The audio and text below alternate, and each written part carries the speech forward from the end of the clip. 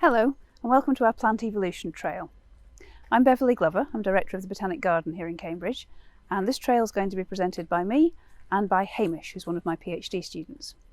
And what we're going to do today is take you on a walk through 470 million years or so of plant evolution, starting with the green algae, which are the closest living relatives of those early ancestors and those early plants that made the transition onto land. And then we'll show you some of the plants that are alive today that are representative of the different groups of plants that then evolved.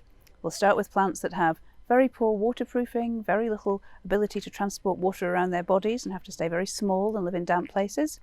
We'll then move on with the evolution of plumbing systems in plants to plants that could get taller and could grow in drier habitats and put roots down into the soil. And eventually we'll move through the plant phylogenetic tree into the seed plants, which are able to live all across the surface of the earth in a whole range of different habitats, and show you some of the great living representatives of those groups as well. The trail was designed to support the first year course in evolution and behaviour at the University of Cambridge, but we hope that it'll be interesting for people studying other courses as well, and that you might learn something about plants and enjoy it, whatever your background and whatever your interest. Thank you for joining us today. Let's go and have a look then at some of those green algae. Before we head into the glasshouse to have a look at some actual plants, there's a really important concept which we need to introduce, which is the alternation of generations. Animals, like you and me, are diploid. We have 2 copies of each chromosome in each of our DNA-containing cells. And our sperm and our eggs are produced by meiosis. They're haploid, they have only 1 copy of each chromosome, and they fuse to form a diploid embryo, which goes on to form a diploid individual. And that diploid individual will eventually produce sperm or eggs of its own. In plants, the first part of that process is exactly the same. The sperm and the egg will fuse to form a diploid embryo, which goes on to form a diploid individual. But instead of producing sperm or eggs, that individual will produce spores, and those spores are haploid. They have only 1 copy of each chromosome. The spore then germinates into an individual which is also haploid, and that haploid individual then goes on itself to produce either sperm or eggs. The sperm or eggs will then fuse to form a diploid embryo, which will develop into a diploid individual, and that whole process starts again. Now, the alternation of generations refers to the alternation between the haploid generation and the diploid generation. Now, most of the plants that you'll see around you, trees, flowers, conifers, they're all sporophyte dominant. All of the structures that you see here are diploid. They have 2 copies of each of the chromosomes. If you want to see a gametophyte dominant plant, you'll need to go to the bryophytes, to the liverworts, hornworts and mosses. They're all gametophyte dominant. The structures that you see there will have 1 copy of each chromosome per cell. But hang on, I hear you cry. I know that plants, flowering plants, produce eggs and sperm wrapped up in pollen. But I thought you said that the things that we see here are sporophyte dominant, so surely they should be producing spores. And that's a very good point. And what's happened here is that the sporophyte generation does produce those spores which will germinate into a gametophyte, but that whole process takes place within the body of the sporophyte. So within the developing anther or the developing ovary, the entire gametophyte generation is contained within there. It only lasts for a few cell divisions, and then they will produce the sperm, which is then wrapped up into pollen grains, or the eggs, which are found in the ovaries, which can then take part in the process of pollination. We'll see more about all the plants through the family tree as we go, but for now let's head into the glasshouse and have a look at Chara and Alga right back at the base of the plant family tree.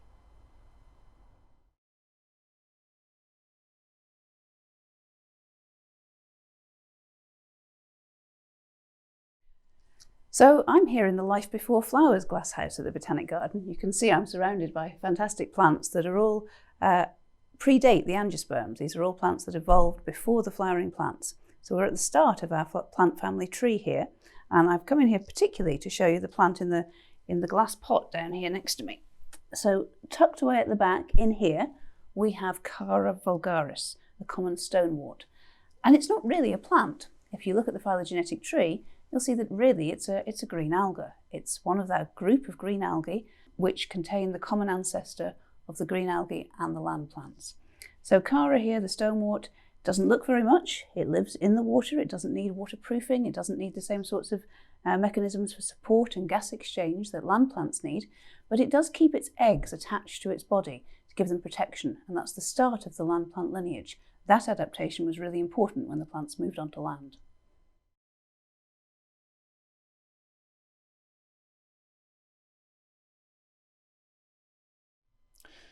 Chara actually needs water to survive. It needs to be inside the water. But we're going to look now at the bryophytes, which are some of the earliest plants to make the transition onto land. And these are the liverworts, the hornworts, and the mosses. And I'm here next to one of the liverworts. This one's Conchocephalum conicum, the great scented liverwort. And it's got this thalloid structure. It's sort of small and squelchy. It's not differentiated into leaves and stems and anything like that. It just sort of spreads out. It's got some waterproofing, and the waterproofing isn't so much to keep the water off, like we wear waterproofs. It's more so that to stop the plant drying out.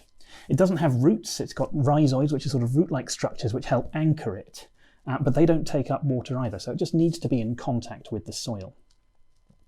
Now this is the gametophyte stage of it, so it's haploid, and it will put up these little structures. I've got a picture here of Marchantia, which is one of the liverworts that we use in the lab, and this one here has got male structures on it. You get male and female plants, and there's different ones for the female. They look like spiders on the top of stems. And they need water for the sperm to be able to swim to the egg. And then when they fertilise, they will make a sporophyte which stays within that little umbrella structure and eventually generates spores which get released off to go and make a new sporophyte liverwort somewhere else. We've also got the hornworts. Again, these are small and squelchy things. The sporophytes within the hornwort are the horns which give it its name. They come up and they will release the spores from there. And finally, in the bryophytes, over here, we have a moss. This one is Polytrichastrum formosum. Now, mosses are a little bit more three-dimensional than the liverworts. They've got these leaf-like structures arranged in whorls around sort of stems, but they don't really have any terribly good plumbing. So again, they need to be based around wet soil. Now here I've got one which I found on my shed roof, and you can see the sporophytes. So again, the sperm and the egg fuse together within the moss, and then the sporophyte will grow out of the moss. It can't photosynthesize, so it's parasitic on the gametophyte, and it comes up with this little stalk-like thing which takes 3 to 6 months to grow. It's quite slow growing, and eventually it will release those spores out for more mosses to be able to grow.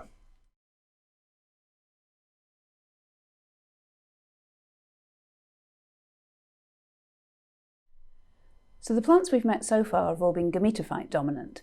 They spend most of their life cycle in that haploid stage where they only have one copy of each chromosome in each cell. The plants we're going to meet next, though, are in the lycophyte group. These are further along the plant evolutionary tree, and these plants spend most of their life cycle in the sporophyte stage, the stage where they have 2 copies of each chromosome in each cell. Now, the common name of these plants is misleading, so they're often called the club mosses or the quillworts. And I don't think any of those are very good names. They're not mosses, and I would prefer to just actually use lycophytes, which is, I think, no more confusing than any of the so-called common names. So the first lycophyte I want to show you is here in the tank with Chara that we met earlier, and this is Izoetes. Common name is the quillwort, and it's the little plant here at the front with these quill-shaped leaves. So it's a plant that lives in stream beds, in wet habitats, underwater, but it is a full lycophyte. It is sporophyte dominant, and it has spores produced on those on sacs that are grown on those leaves. So here's Selaginella, another one of the lycophytes, and it has these lovely little leaves that we call microphyll leaves. They're very small, and they evolved independently from the leaves of more common everyday plants like the flowering plants and conifers. And you can tell that because these tiny leaves only have a single leaf vein in them. They never evolved the ability to branch those veins, and so they can't get very big because the cells all have to be within a certain distance of those veins. So we've got several examples here behind me of Hupertia, which is one of the club mosses, another one of those groups within the lycophytes. And you can see that they're trailing plants. You can see where the name club moss comes from because they look quite moss-like. But again, they're sporophyte dominant. They spend their life in the diploid stage, produce spores, and then the gametophyte is very small and reduced. So now we've seen all of the plants that we want to look at in the Life Before Flowers glasshouse, we're going to go on outside. The plants we've seen so far are all small, they need damp conditions because they don't have very good waterproofing, they have to be in this warm protected glasshouse. But the evolution of better vascular and support systems meant plants could get bigger and start to grow in drier environments. So let's go and have a look at some of those.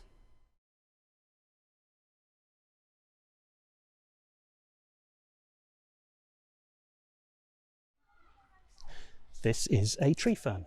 It's called Dicksonia, it's native to Australia, and it's not really a tree. This is not a trunk. This is the remnants of all of these fronds which have grown up. We actually cut them off to make it have a nice looking trunk to support it. But in the wild they would simply fall off. And the fronds grow up right the way down from the bottom. They go all the way up through here and produce these beautiful structures. Now, these can be some of the largest leaf-like structures in the plant kingdom. They can grow up to about 4 meters long. They're absolutely huge. And they look very similar to some of the earliest fossils that we can find, fossils of the earliest seed plants that we can find. So it's likely that the earliest seed plants would have looked very similar to these. They have plumbing, they have systems to pull water up from their roots right the way up into these fronds. And this is the sporophyte. You will find underneath the leaves, I haven't got any on this one, but there's a photo here from a different plant which shows them. These sori, these little spots of the sporangia, which release the spores, which drift off and eventually germinate into a gametophyte. The gametophyte is tiny, it's only a few hundred cells, and the sperm will swim to the egg, and from that fertilized egg a new sporophyte will grow. So I've come back inside the Life Before Flowers glasshouse to show you a close relative of the ferns, which are the horsetails, and they're these rather spiky things here. They're relatives of the ones which you'll find in gardens. You'll know if you're a gardener or your parents are gardeners that the horsetails you get in gardens are almost impossible to get rid of. They spread viciously with underground suckers, and the roots of these ones go down about 1.5 meters, and they can regenerate from even a tiny little bit of root. So that's why they're so hard to get rid of. They feel very rough. You can probably feel the roughness of it on here. And that's because they've got silica in the cell walls. The leaves have degenerated to tiny little sort of runty little structures on the sides here. Now these are, again, the sporophytes. And unlike the ferns, where you've got those little spots of sporangia, these ones bear their sporangia on the tip of one of these structures. And again, the spores will disappear off into the wind. These spores are actually fabulous. They're small, but they've got 4 little legs on it, a bit like a spider with only 4 legs, if you like. And in the wet, they will coil up, but when they're dry, they stick out. And with the cycles of wetting and drying, these spores can actually move, they can walk, and they can also jump given the right conditions. And spores, they're absolutely tiny, but they can jump up to about 1 centimetre, which is an enormous height compared to the size of that spore. And that's enough for it to catch the breeze and be carried off by the wind. Also in the Life Before Flowers glasshouse is the whisk fern, Psilotum nudum. Now these don't produce leaves at all. All of this is stem, and it's all photosynthetic. The little yellow balls that you can see are the sporangia, and that's what release the spores. The whisk fern is epiphytic, so it doesn't have any roots. It relies on moisture and dirt from its surroundings to be able to get all of the nutrients it needs.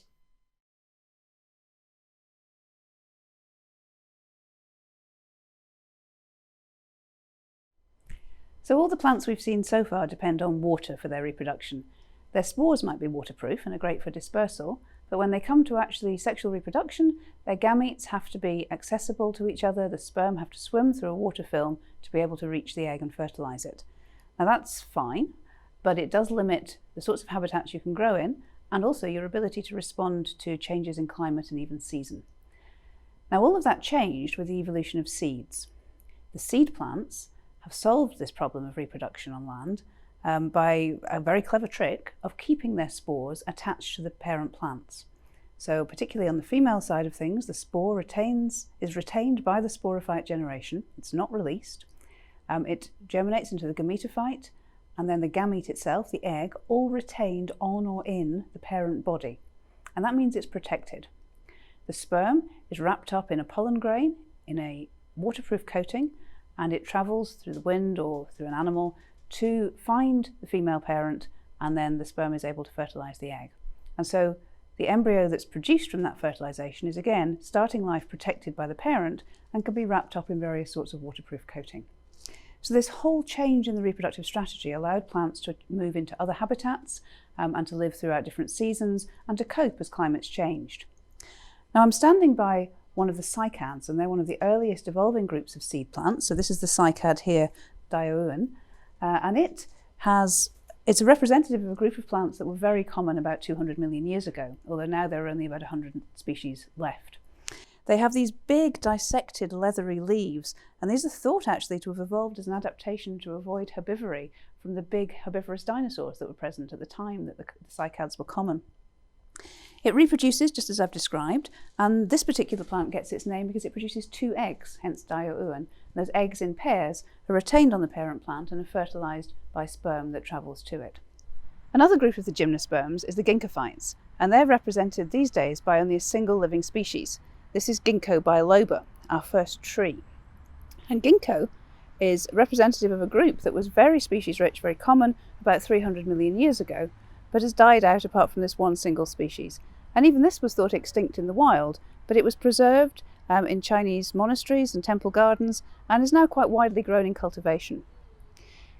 It's an unusual tree if we compare the leaves to our more common broad-leafed plants, because you see that instead of a single midrib, a central midrib in the leaf with veins radiating out from it, we have a fan of veins. So it's a very different leaf structure, and that's because it's an example of convergent evolution of the broad-leafed form.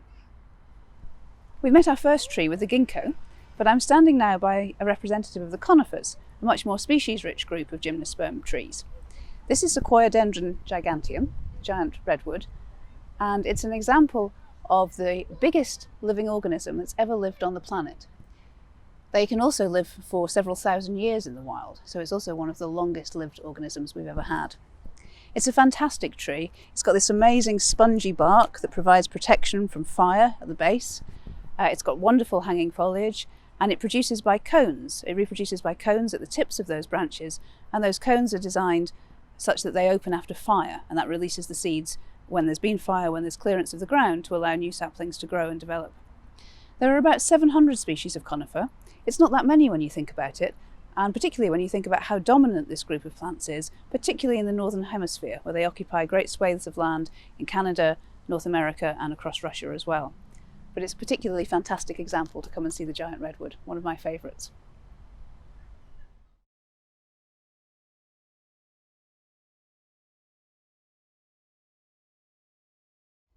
So throughout this trail, Hamish and I have been alternating plant groups, but I've got 2 in a row here because the next group we want to tell you about are one of my favourites, and that's the gnetophytes. Now the gnetophytes are quite a small group.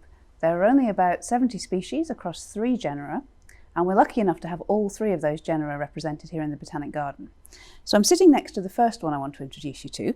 This is Welwitschia, and Welwitschia is a very unusual plant. It actually has an underground trunk and these very long strap-shaped leaves. They grow from the centre, they abrade away at the end on the sand, and a plant can live for decades, and they're found only in the deserts of Africa.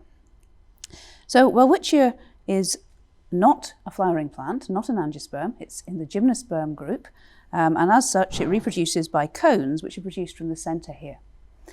The other gnetophytes reproduce in the same way, and that reproductive strategy combined with the strange leaves led people to wonder quite what their position was in the plant family tree. We're going to show you Gnetum next, and Gnetum is probably my favourite plant of all in the Botanic Garden, and it's the genus for which the gnetophytes were named. So this is Gnetum nemon. It's a lovely tree, rainforest tree from Malaysia, and you can see that it has beautiful leaves that look just like the leaves of a flowering plant. They have a central midrib, they have sensible veins branching off them.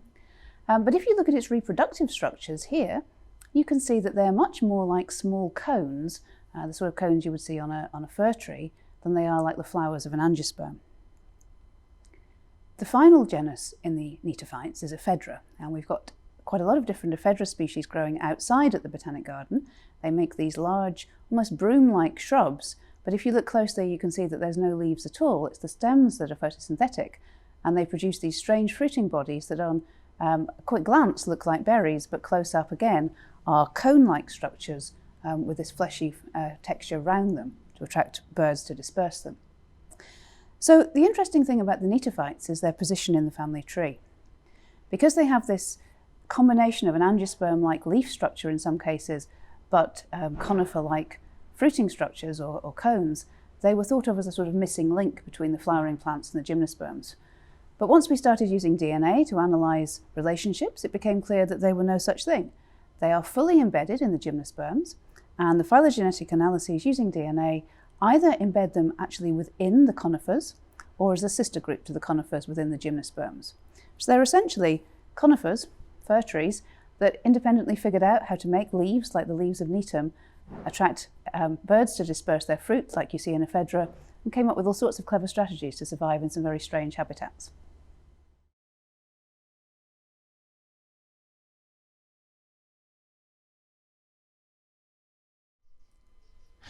Arguably one of the greatest drivers of diversity within the plant kingdom is the presence of flowers, and we're going to start looking at the angiosperms now. The angiosperms encompass the vast majority of plants. It's probably about 90% of plants are flowering plants. It's about 300,000, 350, 400,000, depending on really who you ask. And of course they have their own family tree, if you like. They have their own phylogeny. You can see this is related to that and so on.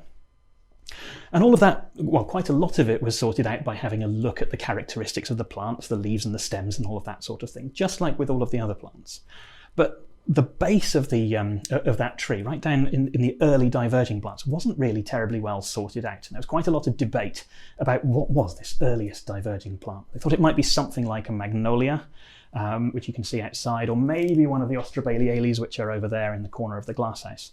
And then phylogenetic research involving lots of DNA studies rather unexpectedly revealed that it was probably this rather unprepossessing looking shrub that we have here. This is Ambarella trichopoda. We're amazingly fortunate to have a specimen of it here on display in the Botanic Garden. It's very, very rare to find it in a Botanic Garden, and the only other place you can see it in Europe is in Bonn. So, like I say, really, really great to have it here. It's got these rather odd laurel-like leaves. They're quite leathery and hard. It grows in New Caledonia, which is an island about 700 miles off the east coast of Australia. And it does have flowers. We've got some little tiny flower buds, which we're hoping will develop into flowers fairly soon. There's no real differentiation between petals and sepals. The plant produces either male flowers or female flowers in one year, but it can switch between years, so it's not the plant that is male or female, but the flowers. So here we have it, one of the examples of the earliest diverging flowering plants. We're standing here next to Magnolia, which is one of the earliest derived angiosperm groups. So the Magnolia plants have very simple flowers. We can see here it's a very large, white, open flower, very simply shaped like a cup or a saucer, and the pollinators, which are usually beetles, access the pollen and nectar reward in the middle without having to deal with any complicated floral structures. It's a nice simple flower, but as the angiosperms evolve, the flowers do become more complicated, and we'll show you that in some other examples as we walk round. We're going to talk about the monocots now. The monocots are one of the biggest groups of the angiosperms. About 25% of the species diversity of the flowering plants is in the monocot group. And the monocots are very distinctive. They have usually long strap-shaped leaves that have parallel veins in them, so they can look very different from the leaves and the venation patterns that we see in other angiosperms. And they also have very noticeably distinct flowers. The flowers have their parts in threes, so normally 3 petals, 3 sepals, 3 stamens and so on. And those flowers are very distinctive because those 3-whorled structures are specific to the monocots, and they produce flowers that you'll instantly recognise, like lilies and irises and daffodils and so on. When people think about the monocots, they very often think not about the palm that I'm standing next to here, this is Trachycarpus, but about the Poaceae family, the grass family over here. And the grass family is of course the most economically important family in the monocots, and indeed one of the most economically important families of plants. All of our cereal crops, wheat, rice, maize and so on, come from the grass family. And so it's easy to think, when you think of monocots, just of grasses. And of course the grasses are monocots, but there are lots of other monocots that aren't grasses. Not just this wonderful palm, the lilies and daffodils and so on that I mentioned, but also, perhaps most spectacularly of all, the orchid family, one of the most species-rich families of plants there are, with those amazing floral structures is also in the monocots. The other main group of angiosperms is the eudicots, and within there you'll find two main groups, the asterids and the rosids, and I'm going to talk to you about the rosids. Within the rosids there are again two main groups, the fabids and the malvids. Now the fabids contains all sorts of commercially important crop plants. You've got things like the legumes, peas, beans, soy, that sort of stuff. You've also got the rosales, which contain a lot of commercially important fruit crops. Strawberries, raspberries, apple trees, pear trees, cherries, almonds, they're all in there. Also, we've got the cucurbitales, which contain pumpkin, melon, squash. Again, lots of really useful crop plants in there. And within the fabids, you'll also find a nitrogen-fixing clade. Now, they form symbiotic relationships with root bacteria, rhizobia, which fix nitrogen from the air and provide the plants with these nutrients which they can't otherwise get from the soil. So it makes them able to grow in soils which they wouldn't otherwise be able to grow in. Now the reason I'm sat in this bed is because the other group is the malvids, and I'm sat next to Althea officialis, the marshmallow.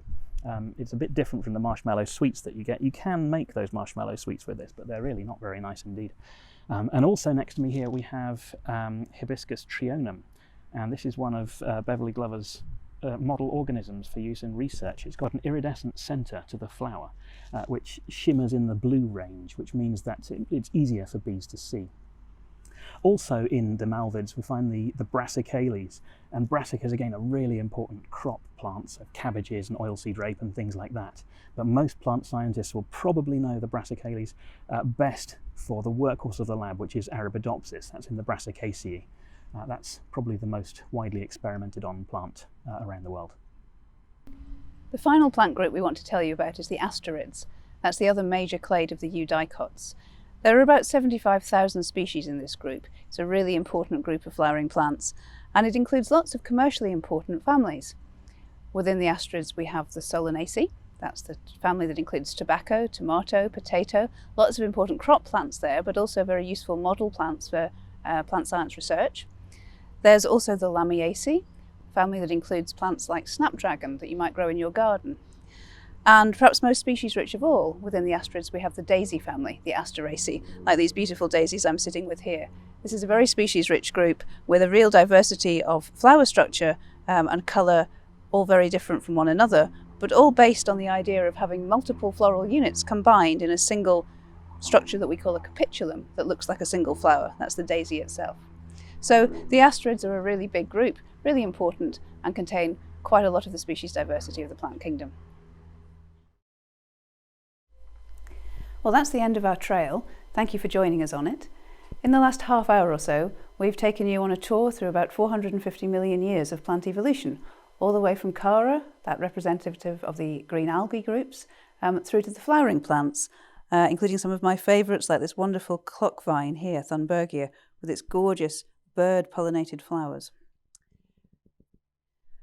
So I'd really recommend, if you get the opportunity, to come to the garden and do the trail for yourself. There's nothing to compare with seeing the plants in real life, in touching them and in smelling them. So if you do come, you want to ask for the trail leaflet at the ticket office. This is the Evolution of Plants trail. They're free to collect at the ticket offices, or you can download it before you come and use it that way instead. So please do come and have a look at the garden if you possibly can. You'll get far more enjoyment from that than just from watching us, but we've enjoyed spending this half hour with you. So from Hamish and me, thank you very much and goodbye.